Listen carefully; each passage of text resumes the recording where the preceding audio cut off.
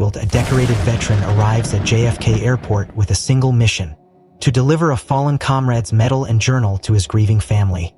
But when a K-9 unit alerts on his bag and a hidden code tied to a long-buried military scandal is uncovered, everything spirals out of control. Held against his will with the truth hanging in the balance, will he be able to fulfill his promise? If this kind of story speaks to you, make sure to like this video and subscribe to the channel. You won't want to miss what happens next. Jack Wilson adjusted the strap of his worn canvas duffel as he stepped off the international flight into the bustling corridors of JFK Airport. The familiar mix of jet fuel and coffee hit him like a memory from 1,000 other arrivals. But this time it was different. The weight of what he carried was heavier than anything he had packed in that faded green bag.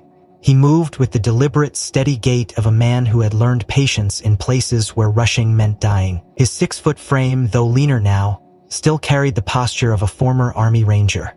As he made his way through the automated passport control, his fingers unconsciously brushed the small side pocket of his duffel. The worn leather pouch inside held a single item wrapped in cloth: a Bronze Star medal. Its ribbon faded, the medal itself engraved with the name of a man who had never made it home. Jack's jaw tightened. Mike Donovan's name had haunted his dreams for 15 years. Now, after a personal recovery mission in the mountains of Afghanistan, he had brought back the only piece of Mike that the desert hadn't claimed. The plan had been simple: fly into New York, take the first train to Vermont, and hand the medal to Mike's parents. No press, no ceremony. Just one soldier honoring another. But as Jack approached the Customs and Border Protection checkpoint, he noticed something odd.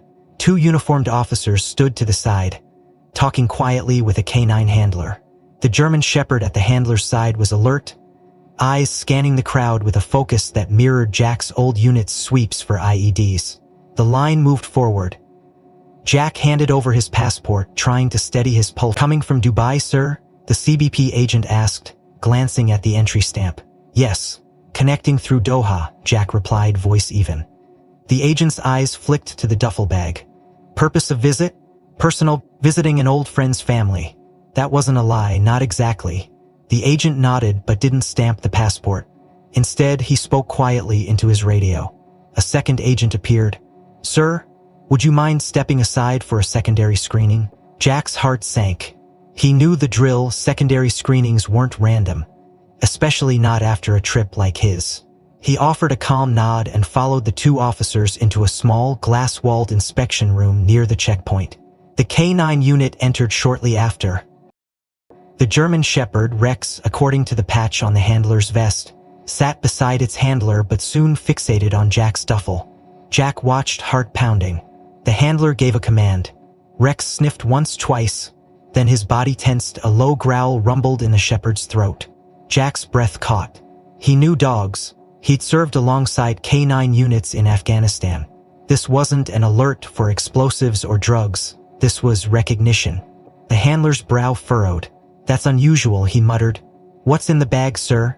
Jack kept his voice level. "Clothes, toiletries, and one personal item." "Mind if we take a look?" Jack hesitated for half a second too long. That was all it took.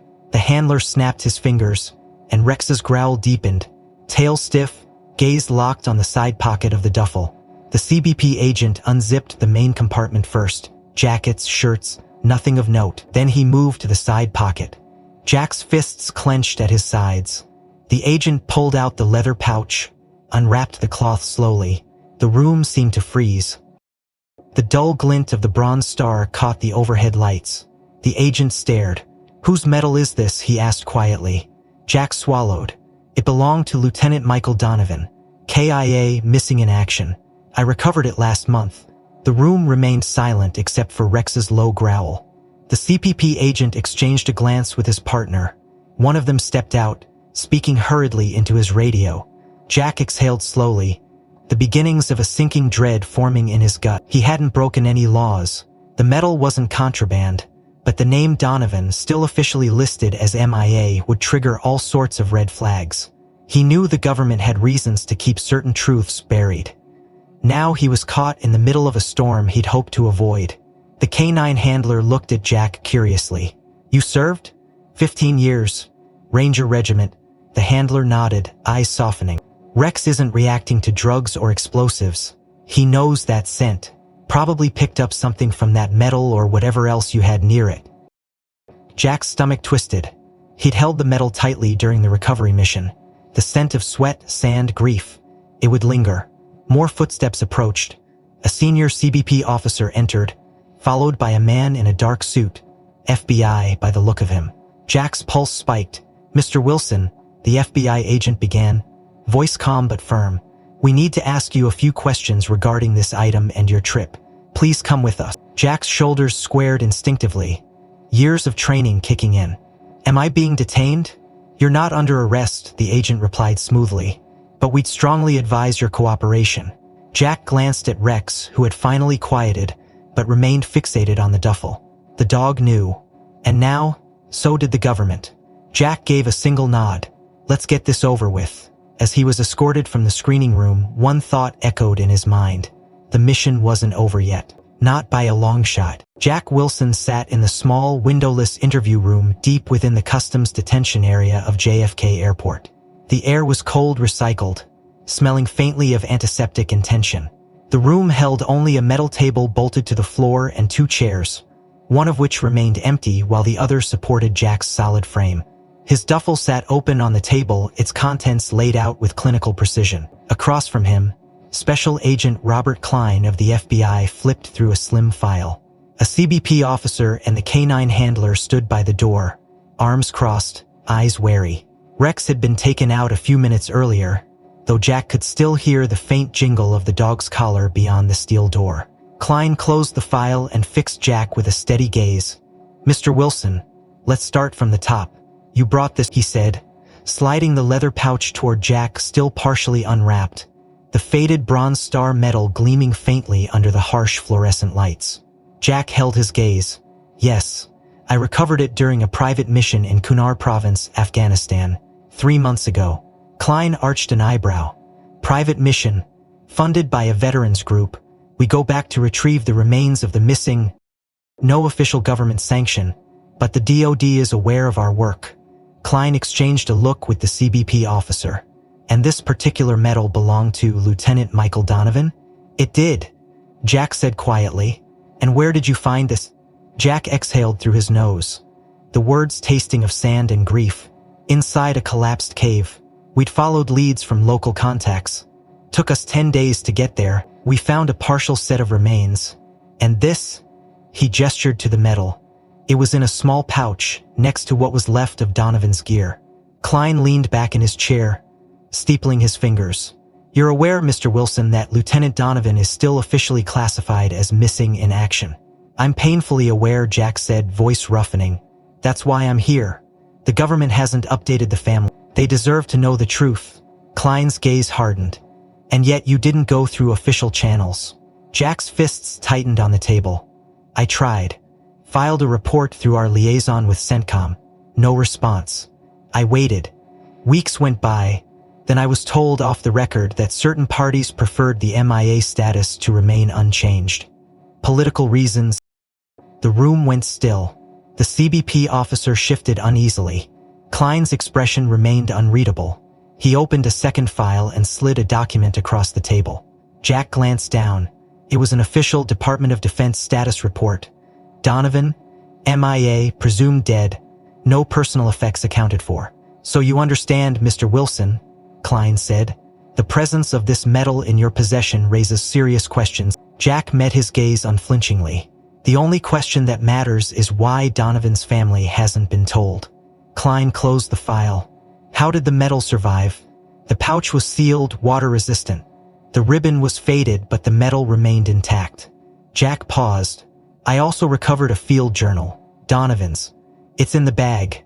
Klein motioned to the CBP officer, who reached into the duffel's side compartment and withdrew a small, battered notebook bound in canvas. It was caked in dust, the edges frayed, but the pages inside were mostly intact. The CBP officer placed it on the table. Jack's stomach churned as he watched the agent open it. The first page bore Donovan's handwriting, sharp, methodical, unmistakable. Klein scanned a few lines, his brow furrowing. "You read this?"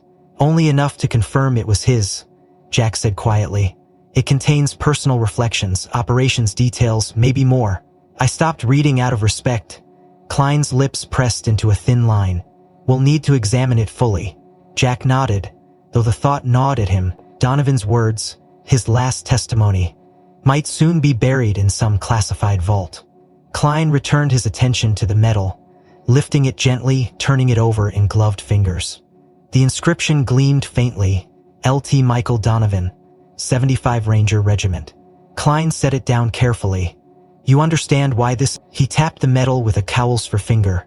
Belongs to Donovan's family, not to some forgotten archive. Klein studied him for a long moment. Mr. Wilson, were you aware that the circumstances surrounding Donovan's MIA status were complicated? Jack's jaw tightened. I've heard the rumors that an intel op went sideways, that someone wanted it buried. Klein didn't deny it. Instead, he leaned forward. You need to be very careful. There are people who won't want this metal or that journal seeing daylight. Jack's eyes. You've had 15 years to cover their tracks. I'm not here to play politics. I'm here to finish a promise. Klein exhaled slowly. That's admirable, but right now you're not going anywhere. The door opened, and a new figure entered. A man in a tailored suit with a Defense Department badge clipped to his belt. He glanced at the items on the table, his gaze lingering on the metal. Mr. Wilson, he said coolly, I'm afraid we have a situation. Jack straightened. Who are you? Director Alan Pierce, DAD Liaison Office. You're now part of an ongoing inquiry regarding the unauthorized transport of military artifacts across international borders. Jack's blood ran cold. Pierce continued. You will remain here until we've resolved this matter. Jack locked eyes with Klein. Is that necessary?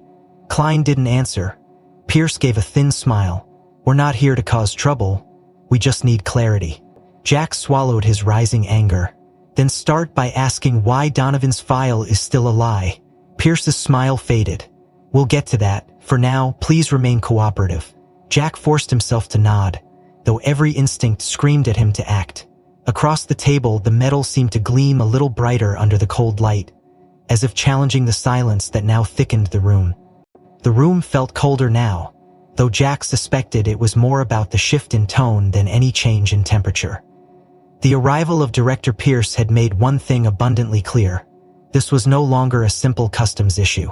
Jack sat rigid in his chair as two uniformed CBP officers entered and began quietly gathering his belongings. Klein remained silent, arms crossed, observing. Director Pierce leaned forward, resting his hands on the table. Mr. Wilson, he began, voice calm but edged with authority. Under Homeland Security regulations and under Title 19 of the U.S. Code, you are being denied entry to the United States pending investigation into the unauthorized transport of military property. Jack's fists clenched. You're detaining me over a medal? Pierce's expression didn't waver. Are detaining you over the transport of property linked to a classified MIA case, which carries significant national security implications. Jack forced himself to breathe slowly. I didn't steal anything, he said, voice even. I'm carrying it to give it to Mike Donovan's family. They deserve to have it. It belongs to them. Pierce offered a thin smile that didn't reach his eyes. Intentions notwithstanding, your actions have triggered a federal inquiry. Until that's resolved, you will remain in our custody. Klein gave a small nod to one of the CBP officers who approached with a set of restraints. Jack tensed but didn't resist as the cuffs were applied. I need my lawyer, he said. Klein finally spoke. You'll have access to counsel soon. For now, let's move. Jack was led out of the interview room, the fluorescent lights of the corridor glaring overhead. His boots echoed on the linoleum as they guided him down a series of secure hallways toward a secondary holding area within the airport's law enforcement wing. News traveled fast in government buildings.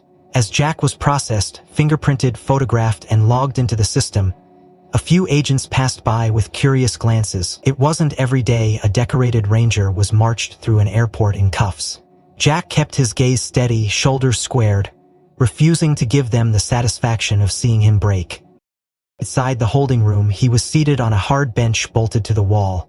His hands remained cuffed in front of him. For the first time since landing, fatigue began to creep in. Fatilta, mental, emotional. The flight, the mission, the weight of what was now unfolding. He closed his eyes for a moment, steadying his breath. The door opened with a metallic click.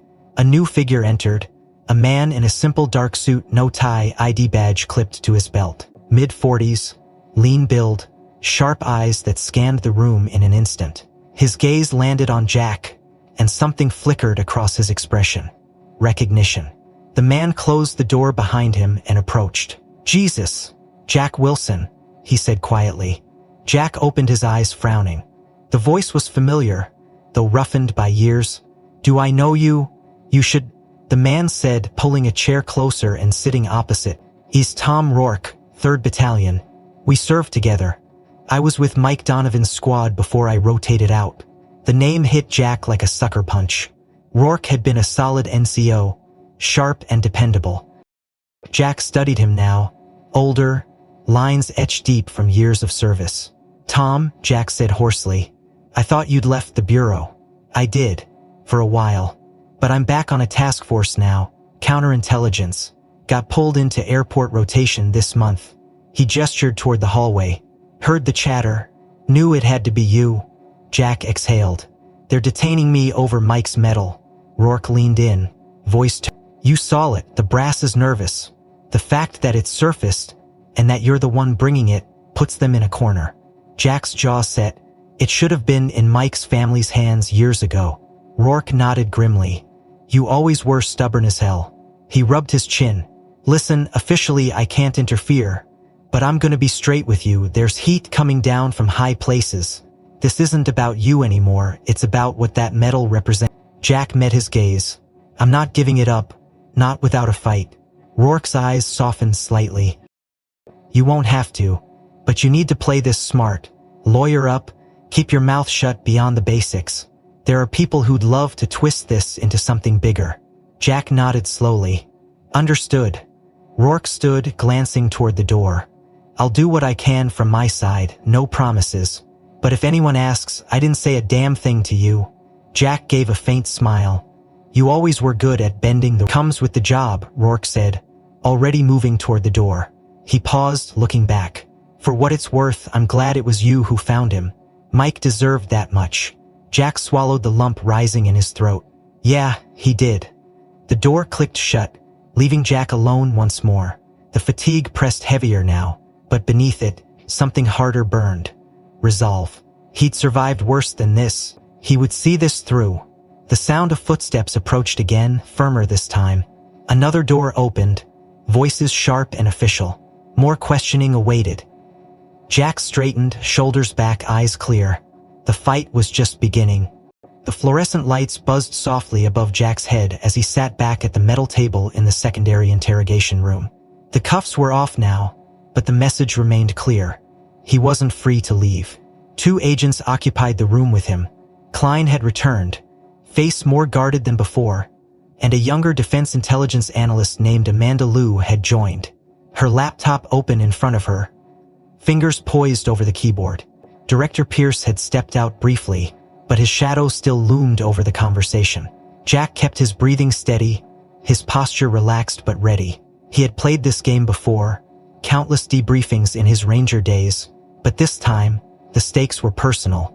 Klein folded his hands. "Mr. Wilson, we need to get a clear timeline of events. Let's go back to the beginning. Why were you in Afghanistan 3 months ago?"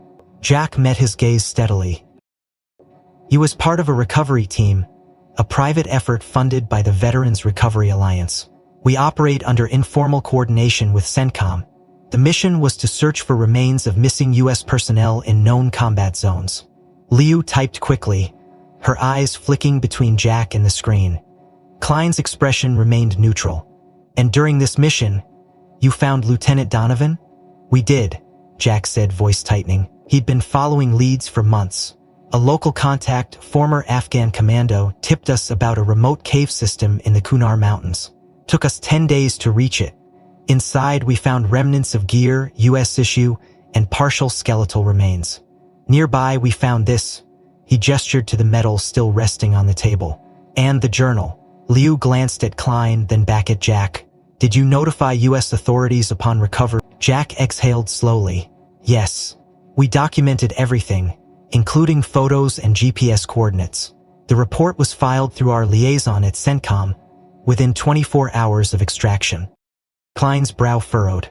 And what response did you receive? Jack's jaw tightened. None. Weeks passed. We followed up multiple times. Eventually, an off-the-record source told us that the case was considered sensitive. Political. No further action was recommended. The room grew heavier. Lee's fingers hesitated on the keys. Klein leaned forward slightly. You know how. There are operations that never make the news.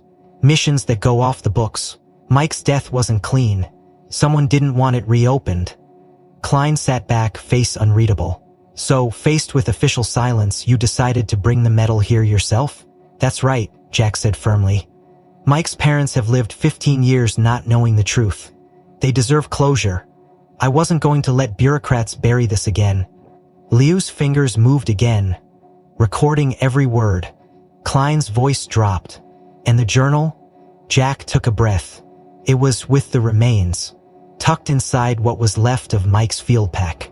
I read enough to confirm it was his, one that people might not want told. Klein exchanged a glance with Liu.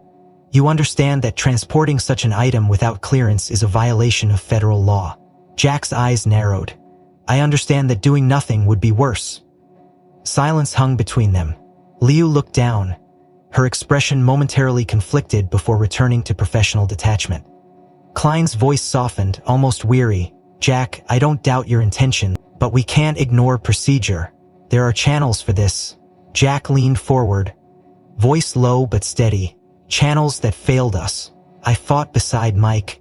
I held his dog tags when we found him. I carried his medal and journal out of that hellhole because no one else would. He paused, breath sharp. I'm not handing them over to disappear into some vault. The conviction in his voice filled the room. For a moment, even Klein seemed to hesitate. Liu's typing slowed. The door opened then, and Director Pierce re-entered, face a practiced mask of calm. He glanced at the agents, then at Jack. I've been briefed, he said smoothly. Mr. Wilson, I appreciate your passion, but we cannot allow classified materials, especially ones linked to sensitive operations, to be disseminated without review. Jack's fists clenched under the table. Mike's family deserves the truth. Pierce nodded, tone placating, and they will get it in due course. Jack's laugh was bitter. Forgive me if I don't trust promises from behind closed doors. Pierce's gaze hardened. You don't have a choice. Jack leaned back, steel in his eyes. We'll see. Klein cleared his throat, cutting the tension. Director, there's another factor. Agent Rourke identified Mr. Wilson as the only surviving member of Donovan's final mission. Pierce's eyes flicked to Jack, calculating. Is that so? Jack's voice was flat. I was there. We were ambushed. I made it out. Mike didn't. Pierce considered this. Then you understand why this must be handled delicately. Jack gave no reply. The weight of old memories pressed hard against his ribs. The mountains, the gunfire, the desperate scramble for cover, images that still haunted his nights. Liu broke the silence, voice tentative. Director, the journal? It contains operational details that may implicate current assets. Pierce's jaw tightened. Or why someone wants it buried. Pierce's expression remained controlled. Mr. Wilson, for your safety and for the integrity of this matter, you will remain in our custody while we assess the situation. Jack's voice was ice. You mean until you figure out how to spin it? Pierce ignored the comment. Prepare a full statement, he instructed Klein. We'll coordinate with DoD command. Jack sat back, fury coiled tight beneath his skin. The medal and the journal remained on the table, symbols of a truth long denied. And now, the fight to bring that truth to light was only beginning. Footsteps echoed in the hallway beyond. More agents were approaching. The buzz of voices in the hallway grew louder as more agents arrived. Jack sat rigid in his chair, watching Klein and Liu exchange glances. Director Pierce stood near the door, speaking quietly into a secure phone. The atmosphere had shifted. Less interrogation now, more containment. Jack's gut told him something had escalated outside the room. He was proven right moments later when Pierce ended his call and turned back to the table. His expression, Mr. Wilson, he said in a clipped tone, you are now being formally detained under order from the Department of Defense. Jack's eyes narrowed. On what grounds? You are in violation of federal code regarding the unauthorized transport of military artifacts and classified materials, Pierce replied. Specifically, the illegal movement of military heritage assets without prior clearance. Jack scoffed. Military heritage assets. That metal belongs to Mike's family. It's personal, not property of the government. Pierce's mouth thinned. You're not in a position to debate definitions. He nodded to Klein. Process him for extended hold. Notify base command that custody transfer may be required. Klein hesitated briefly, then signaled to the CBP officers waiting just outside. The door opened, and two uniformed men entered with a transport chain and leg restraints. Jack stood as they approached, fists clenched at his sides. You're making a mistake, he said evenly. Pierce ignored him. Luce's eyes flicked to Jack, a flicker of sympathy crossing her face before she looked away. As the officers secured Jack's wrists and ankles, a commotion arose near the entrance to the detention wing. Raised voices echoed down the hall. You can't just hold him without proper legal grounds. The voice was sharp, female, and carried the kind of authority that made seasoned agents pause. A tall woman in a tailored navy suit pushed through the crowd outside and entered the room without waiting for permission. Her badge identified her as Claire Haldane, Senior Counsel for the International Human Rights Legal Foundation. She carried a slim briefcase in one hand and a phone in the other, already recording. Who's in charge here? She demanded. Pierce's jaw tightened. Director Alan Pierce, DAO Zalian. Haldane's eyes swept the room, lighting on Jack. This man is being held under what charge? Pierce straightened. Unauthorized temporary heritage. That's nonsense. Haldane cut in sharply. The Bronze Star awarded to a soldier is personal property, not government artifact. Especially when that soldier was declared missing in action, with no recovery or official closure provided to the family. She held up her phone, still recording. I'm advising Mr. Wilson not to answer any further questions and to request immediate access to counsel. Klein stepped forward. Mrs. Haldane, this is a sensitive national security matter. You're violating his constitutional rights by detaining him without proper charges. If you proceed with this, I will file for an emergency injunction within the hour. The room fell into a tense silence. Even Pierce seemed momentarily caught off guard by her presence and the legal weight she carried. Jack watched her with wary gratitude. Who are you? He asked quietly. Haldane glanced at him. Claire Haldane, I specialize in veteran and military family rights. I was at JFK this morning meeting a client when I saw you being escorted. Word travels fast when a decorated ranger gets hauled through an airport in cuffs. Pierce's voice regained its edge. Miss Haldane, your presence here is unauthorized. I'm a licensed attorney responding to a public detention. She shot back. And I have every right to represent Mr. Wilson under the law. She turned back to Jack. Do you consent to legal representation? Jack didn't hesitate. Yes. Haldane smiled thinly. Then any further questioning without counsel present is a violation of his rights. I suggest you inform your superiors. Leo typed furiously, capturing every word. Klein's gaze remained fixed on Pierce, awaiting direction. Pierce exhaled through his nose, clearly calculating. This isn't over, he said, voice low. Haldane met his stare evenly. It never is. But you're not winning this round. The tension in the room thickened as the agents retreated slightly, conferring among themselves. Haldane took the opportunity to move closer to Jack. I'm going to get you out of here, she said quietly. But you need to trust me and say nothing else for now. Jack nodded once. Understood. Outside the room, a new sound rose. The hum of media equipment and the sharp click of camera shutters. News had spread, reporters were gathering near the secure wing, voices raised with questions about a detained veteran and a mysterious medal. Haldane glanced toward the noise and allowed herself a small, grim smile. Looks like your story's out, she murmured. Jack followed her gaze, heart pounding. The fight was no longer just his. Now the whole world was watching. The noise from the growing media crowd outside filtered faintly through the thick security doors, a constant hum beneath the tense atmosphere in the holding wing. Jack sat beside Claire Haldane in a small conference room that had been hastily repurposed for legal consultation, though two CBP agents remained stationed just inside the doorway. Klein and Lee were absent for the moment, likely huddling with Pierce to decide the next move. But Jack knew the clock was the medal and the journal remained locked in an evidence locker in the adjoining forensic lab. Claire leaned close. "I've filed the injunction," she whispered. "They'll try to delay it, but with the press out there now, they'll be under pressure.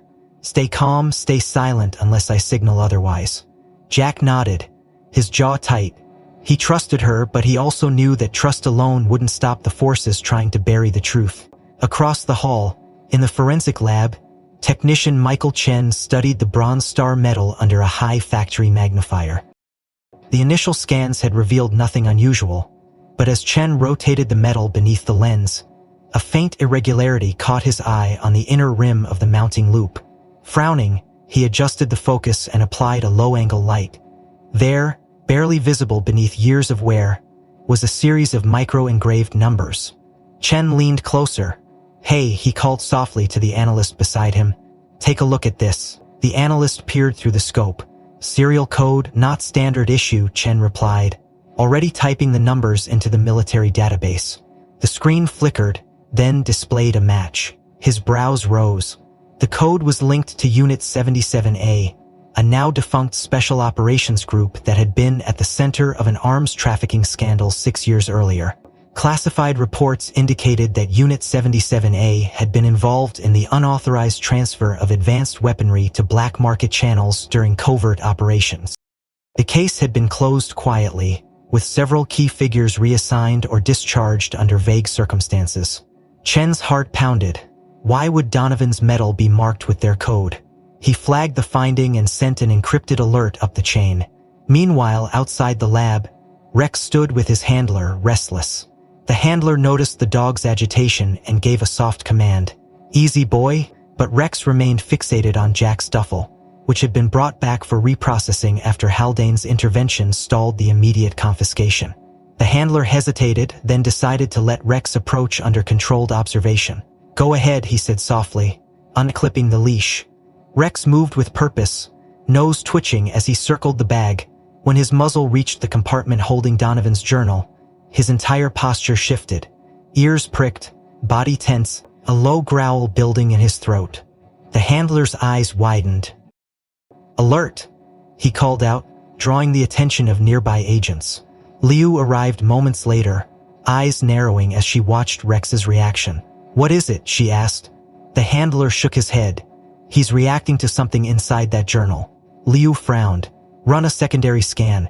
The handler carefully extracted the journal and placed it on a sterile examination tray. Under ultraviolet light, faint smudges of residue, consistent with contact transfer from weapons-grade materials, appeared along the edges of certain pages.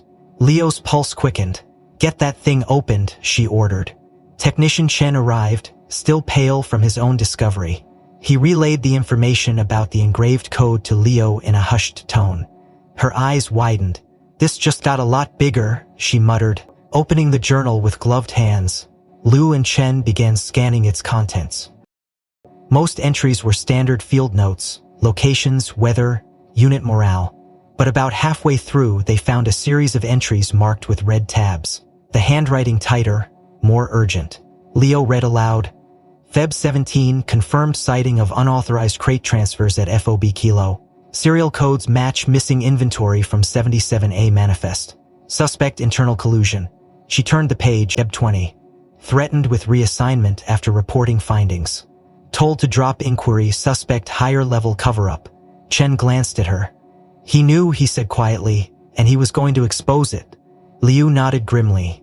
"And now we know why someone wanted him to stay MIA." Outside the conference room, Pierce received the encrypted update and Blanche, "Seal that evidence. No further access without my authorization." Inside the room with Jack, Claire's phone buzzed with an incoming message. She scanned it, her eyes narrowing. "They found something," she whispered to Jack. "Your instincts were right." Jack's pulse quickened. "What?" "I don't have details yet," Claire replied, standing as the door opened and Pierce entered, flanked by 2 agents. His face was a mask of control, but tension radiated from him like heat. "Mr. Wilson," he said smoothly, "new developments require us to reclassify certain aspects of this case. For your own protection, you will remain in secure custody while we assess the situation." Claire stepped between them. "You have no legal grounds to detain him further without charges," she said sharply. "We'll see about that," Pierce replied coldly. He nodded to the agents. Prepare him for transfer. Pierce's command hung heavy in the air as two agents moved toward Jack, their body language leaving no doubt about their orders. Claire stepped forward sharply, placing herself between Jack and the approaching men. "I repeat," she said with steel in her voice, "you do not have the legal authority to move my client or any evidence without a court order." Pierce's lips curled into a thin smile that didn't reach his eye. "Miss Haldane, you are now interfering in a national security matter. I strongly suggest you step aside." Claire didn't move. "I strongly suggest you review constitutional law. Jack Wilson is entitled to due process, and those items," she pointed toward the forensic lab door where the medal and journal were being held, "are evidence in a matter that could have significant legal and public interest implications. I have already filed for an emergency injunction. Any attempt to remove or tamper with that evidence before a ruling will constitute obstruction." Pierce's gaze darkened, but before he could respond, his phone buzzed sharply. He glanced at it, frowning, then muttered, "Excuse me," and strode out into the hall, barking orders to his team. Claire turned quickly to Jack, voice low but urgent. "They're going to try to bury this, Jack. We need to move fast." Jack's jaw tightened. "What can I do? Stay here. Say nothing. I'm escalating this to federal court right now." Without waiting, Claire pulled out her phone, fingers flying over the screen as she drafted an emergency filing. Across the hall in the forensic lab, Liu and Chen worked under mounting pressure. An agent from the DoD's Counter-Operations Division had arrived, a hard-faced man named Colonel Rhodes, who exuded an air of command. "Seal all materials related to this case," Rhodes ordered brusquely. "No civilian access permitted." Liu glanced uneasily at Chen. "Colonel, there are legal challenges underway. We can't simply—" "You can and you will," Rhodes cut in. "Chain of custody transfers to my team now." Two black-clad operatives entered with secure cases, preparing to package the medal and journal. In the observation room nearby, an audio feed crackled to life as Pierce spoke with the superior. "Sir, we have a complication. Haldane is involved. The press is already sniffing around and the evidence links directly to the 77A scandal. If this leaks," the voice on the other end was, "contain it. Do whatever you must. That journal cannot leave that building." Meanwhile, Claire hit send on her motion and immediately placed a call to Judge Eleanor Hartwell, known for her fierce defense of due process. The judge answered after 2 rings.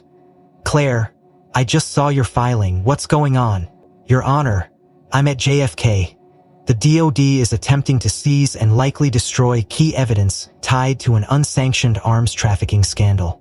My client recovered this evidence lawfully and is now being detained without cause."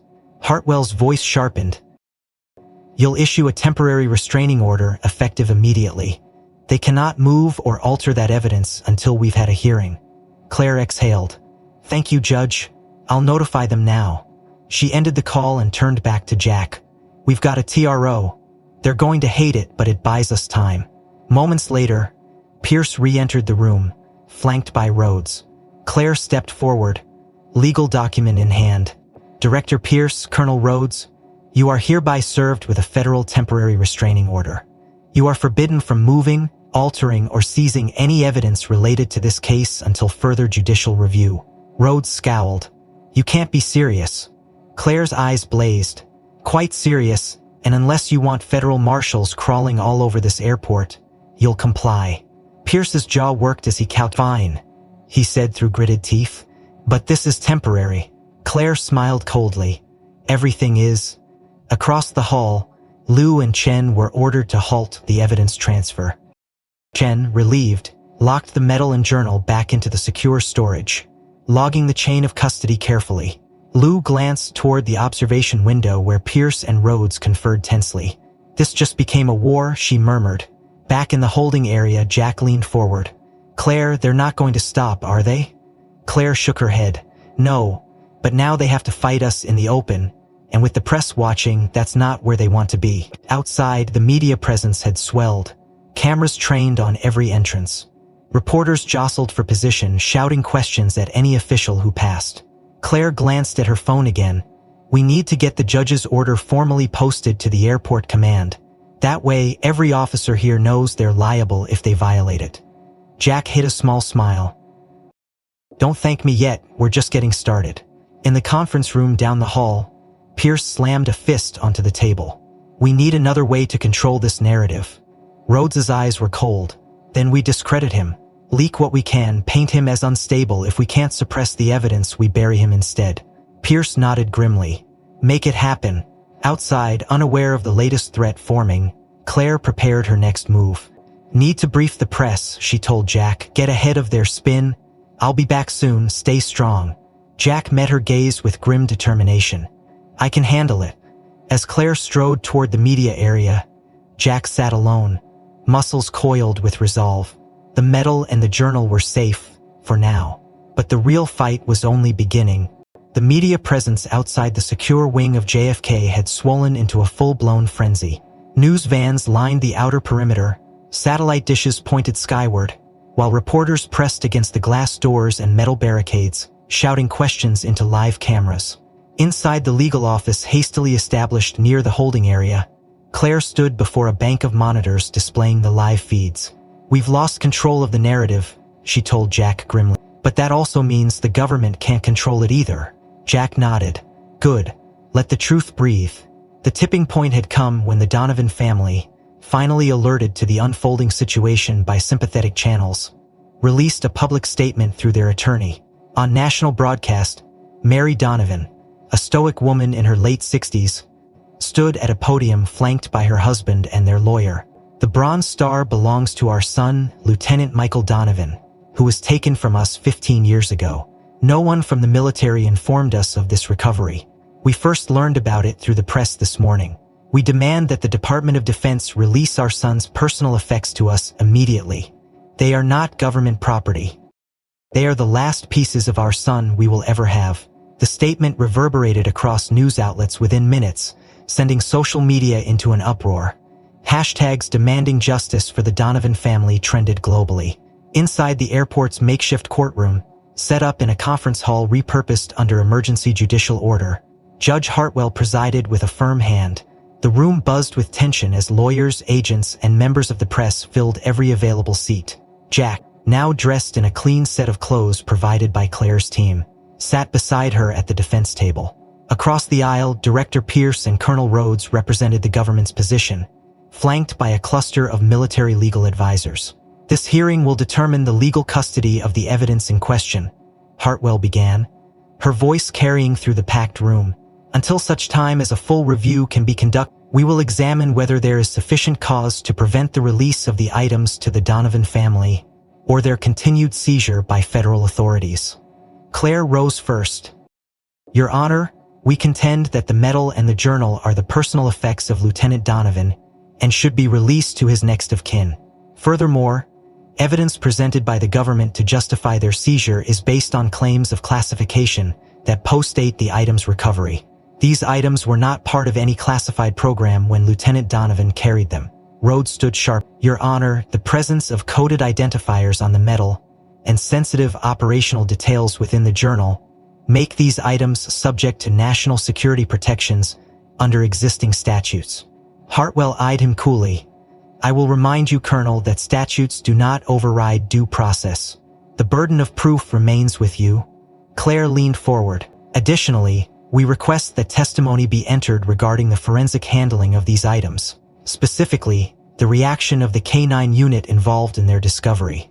Murmurs rippled through the room. Rhodes frowned. Objection. Such testimony is anecdotal and lacks evidentiary weight. On the contrary, Claire countered, it directly corroborates Mr. Wilson's account of the item's provenance. Hartwell considered, then nodded. Proceed. Claire called to the stand Sergeant Alan Griggs, Rex's handler. Griggs, a broad-shouldered man with a calm demeanor, took the oath and settled into the witness chair. Claire approached. Sergeant Griggs, could you describe Rex's training and the events of the past 24 hours? Griggs spoke clearly. Rex is a retired military canine, trained extensively in scent recognition, including explosives, narcotics, and most relevant here, biological trace identification. He served alongside members of the 75th Ranger Regiment, including Lieutenant Donovan and Mr. Wilson. His training enables him to detect the unique scent profiles associated with individuals, particularly those from close operational environments. Claire nodded.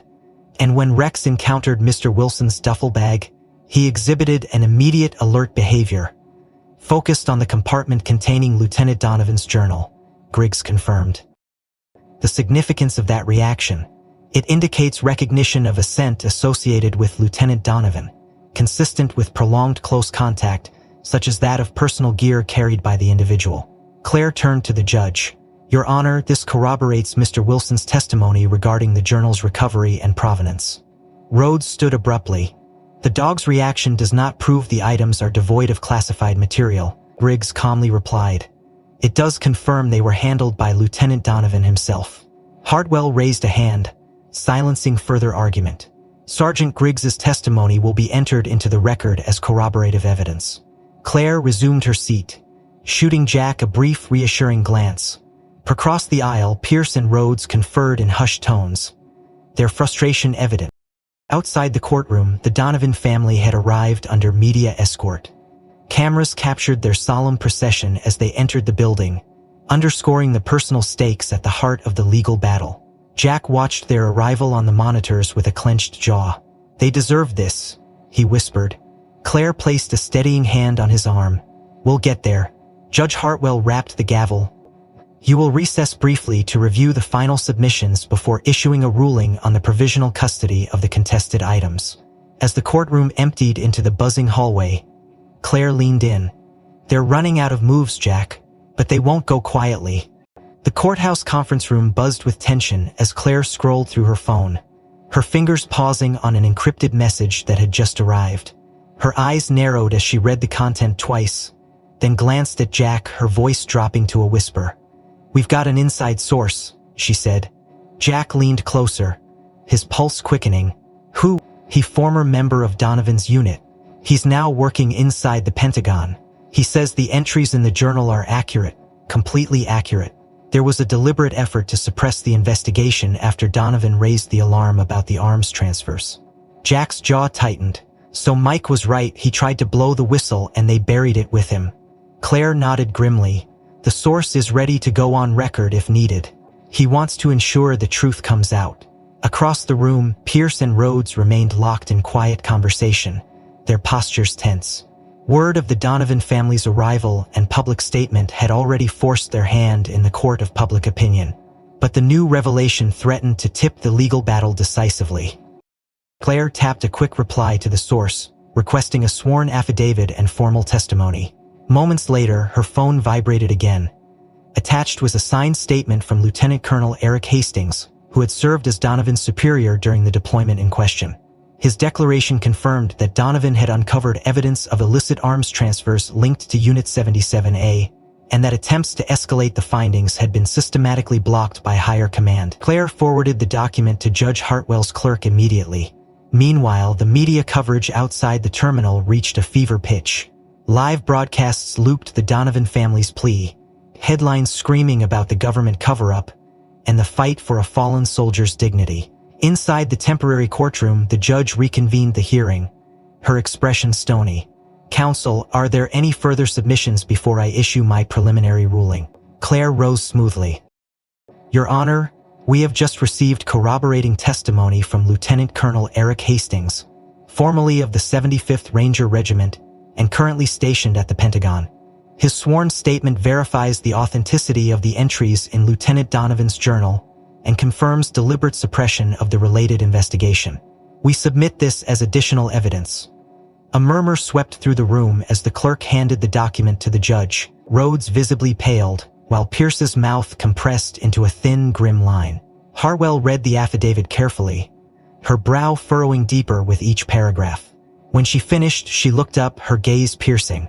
Colonel Rhodes, Director Pierce, would you care to explain why this information was not disclosed to the court?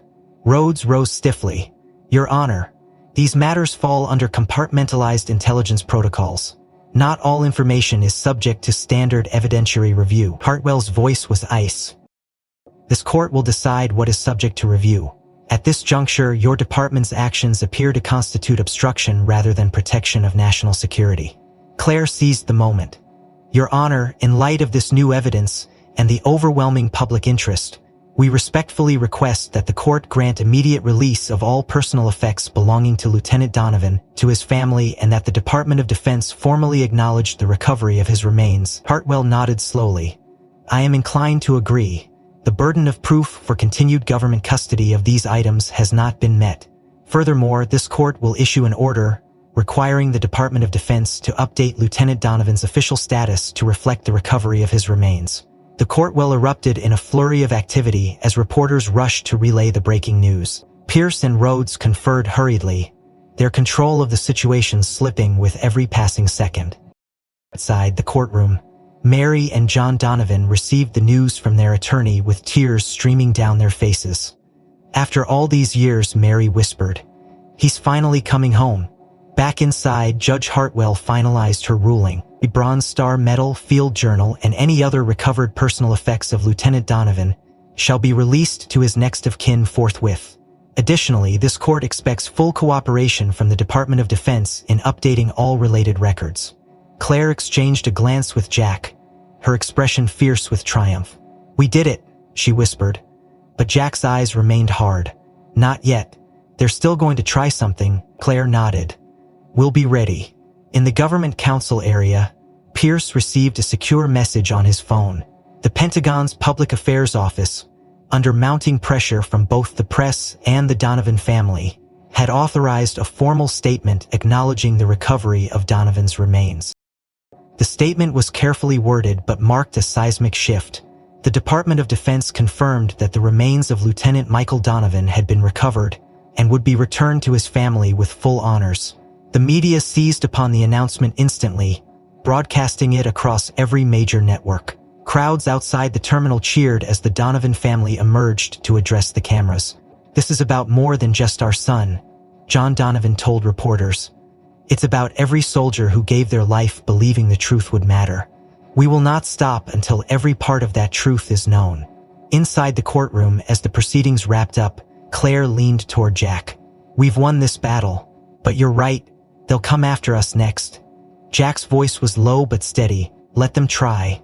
The air inside Terminal 4 of JFK was charged with an energy unlike any the building had seen before. Rows of chairs had been hastily arranged beneath a large American flag that now hung from the rafters, flanked by banners of the 75th Ranger Regiment. Dozens of news cameras lined the perimeter, their red lights blinking steadily as crews prepared for the live broadcast. Reporters whispered updates into microphones, capturing every moment of what had become not only a human story but a national one. On the makeshift stage stood a simple wooden podium, draped in the stars and stripes, beside a small table where the Bronze Star Medal and the battered field journal rested, their presence commanding a reverent silence. The Donovan family sat in the front row, Mary and John side by side, their faces a mixture of grief, pride, and a long-awaited peace. Behind them sat military representatives, veterans from the 75th, and members of Jack's recovery team, their expressions somber but resolute. Jack stood off to one side, flanked by Claire and Sergeant Griggs, who held Rex's leash gently in one hand. The German shepherd sat quietly, his posture alert yet calm, as though sensing the importance of the moment. When the judge's ruling had been finalized, and the Department of Defense issued its official acknowledgement, Claire had insisted that the transfer of the personal effects be conducted transparently, in public view, to honor Donovan's memory and ensure that no further shadows lingered over his legacy. The Donovan family had agreed. Now the nation watched. A military chaplain stepped forward first, offering a brief invocation that spoke of duty, sacrifice, and the unyielding bonds of brotherhood. As he stepped back, the MC announced, "At this time, Mr. Jack Wilson, fellow Ranger and survivor of Lieutenant Donovan's final mission, will present the recovered personal effects to the Donovan family." The camera zoomed in as Jack approached the table. His movements were steady but deliberate, each step weighted with the gravity of the journey that had brought him here. His uniform, polished for the occasion, bore no medals but one, a single black and silver PAWMAI pin over his heart. He reached the table, his fingers brushing lightly over the medal and journal. Lifting them carefully, he turned to face Mary and John Donovan. For a moment, he stood silent, gathering the words. Then, voice steady but thick with emotion. He spoke, 15 years ago your son saved my life. In the years since, not a day has passed when I haven't remembered that debt. When we found him, when we recovered these items, I made a promise that I would not rest until they were in your hands. Today, with deepest respect and unending gratitude, I fulfill that promise. He stepped forward, placing the medal and journal into Mary Donovan's trembling hands. Tears streamed down her cheeks as she whispered, "Thank you, Jack, thank you for bringing him home." John Donovan reached out, gripping Jack's shoulder firmly, eyes shining. "You kept your word. That's more than most." The cameras captured every second, the images already streaming live across the country. Reporters spoke in hushed tones as viewers at home watched a story of loyalty and courage unfold in real time. Claire stood nearby, her expression softening as she witnessed the exchange. The fight had been bitter, but this moment made it all worthwhile. As Jack stepped back, Sergeant Griggs guided Rex forward gently. The dog looked up at Mary and John, ears perked, body tense as though awaiting a command from an old friend. Mary knelt slowly, her gaze meeting Rex's steady brown eyes. She extended a hand, voice trembling. "Rex, you knew my son, didn't you? You fought beside him." The German shepherd leaned forward, nuzzling her palms softly, a low whine escaping his throat. The crowd collectively held its breath. Griggs smiled gently. "I believe he would like that very much, sir." Jack knelt beside Rex, stroking the dog's neck. "You did good, buddy. You brought him home." Rex leaned into Jack's touch, tail wagging faintly. Then, as if understanding, he turned toward the Donovans, settling at their feet with a contented sigh. The cameras captured the image, Rex lying beside Mary and John Donovan, the Bronze Star and journal cradled in Mary's lap. As the defining moment of the day, across the nation, viewers wept openly, touched by a story that had transcended politics, bureaucracy, and time itself.